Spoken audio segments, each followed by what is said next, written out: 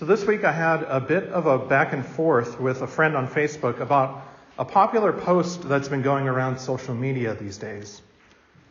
It reads like this: "Drink your pumpkin spice. Put up your Christmas tree. This year has been hard. Do whatever brings you joy." Now, as far as the pumpkin spice, no comment. Other than I won't begrudge someone their food and drink tastes. The rest of the sentiment, however, brought up some major red flags for me. And so, in honor of Bishop Morlino, who died 3 years ago this month, it's hard to believe, here are 3 things to think about. So first, regarding the statement, "Do whatever brings you joy." As I mentioned to my friend who is a good Catholic and I know would not intentionally mean this, following that statement is a quick way to make the evil one happy. Unfortunately, this is part of a philosophy that the vast majority of modern people follow, even if they don't know that they follow it, called hedonism. Hedonism is a heretical philosophy that in essence says we should always do whatever gives us the most pleasure. We should do everything we can to avoid pain. Now, this goes clearly against Christian teaching. Jesus tells us to take up our cross and follow him. He showed us by his very life and death that we should accept our suffering as a means to eternal life. The church has also long taught about the rewards of redemptive suffering, accepting our suffering, uniting it with Christ's suffering on the cross, and offering up for the good of the others. Now, does this mean that we should avoid pleasure? Well, no. Little pleasures here and there are good so long as they are not sinful. But we should never seek pleasure for the sake of pleasure. We should always keep in mind that true joy comes from eternal life with God, not from temporary pleasures here on earth. Too many modern people have adopted this life of chasing momentary pleasures.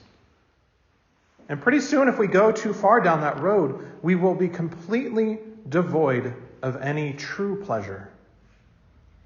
Like any addiction, we will always be chasing the next high, which never suffices.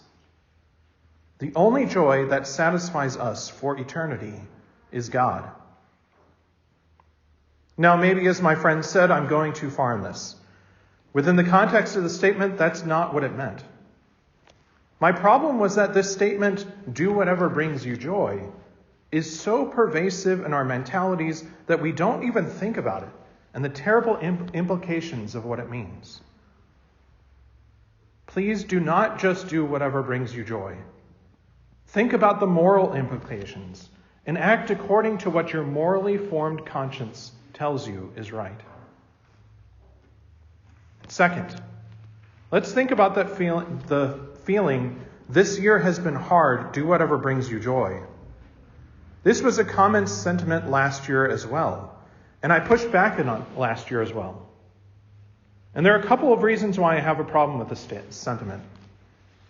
It makes us lazy and soft. In short, it leads us to a grave sin called acedia. Basically, the natural tendency for a lot of us is that when things get tough, we either give up or return to something that makes us happy. But the true Christian sentimentality is that when things get tough, we should face it head on, accept the challenge, and grow from it. Think about a great saint like Maximilian Kolbe, and hopefully you know who he is. He was a Polish Franciscan priest who was sent to Auschwitz during World War II. Needless to say, it doesn't get much more difficult than being sent to a concentration camp. Did he give up and seek whatever little joys he could find? He certainly did not give up, but he did seek to bring true joy to others in the camp by praying with them and bringing them the sacraments as he could, even if it meant punishment from the guards. And how did he ultimately react to the harsh treatment of the guards? He willingly gave up his life to save another prisoner whom he didn't even know. And there are plenty other saints we could point to for a similar example.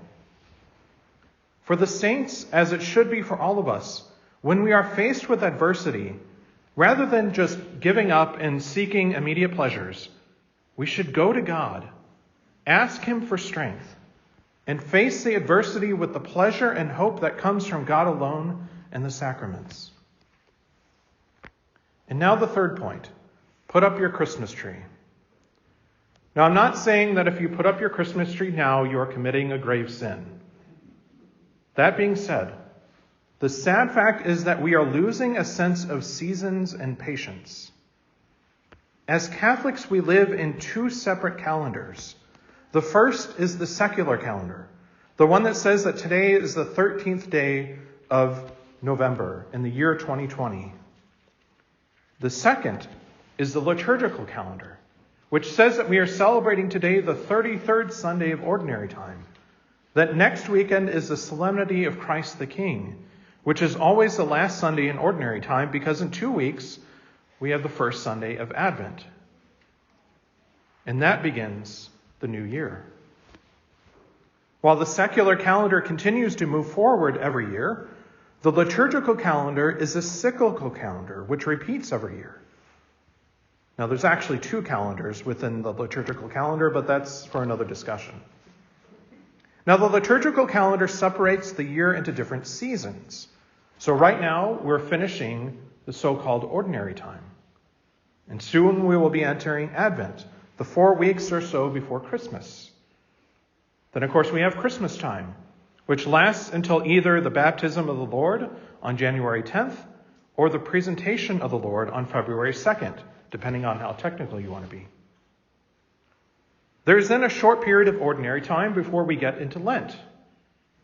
Then, of course, there's Easter season before the long Ordinary Time, and the cycle repeats. Each of these seasons has a different character, a different feel, a different look, and they each have different themes, so to speak, liturgically. We need each season to prepare us for the next and to have a complete year. In short, we need Advent for Christmas to mean something. And so, as your pastor, I am asking you to please wait to put up your Christmas decorations. Give Advent a chance to be its own time. Learn from the church how to anticipate, how to prepare, how to wait for the coming of Christ.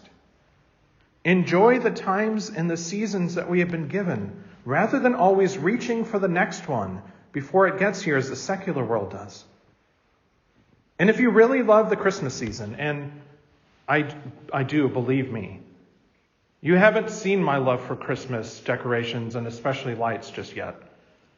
But if you really love the Christmas season, then go all out, but do it during the proper season and keep your Christmas lights flashing and your decorations up until February 2nd. There has to be a darkness for that light to shine forth to its fullest extent. But I'm even getting ahead of myself a little bit here.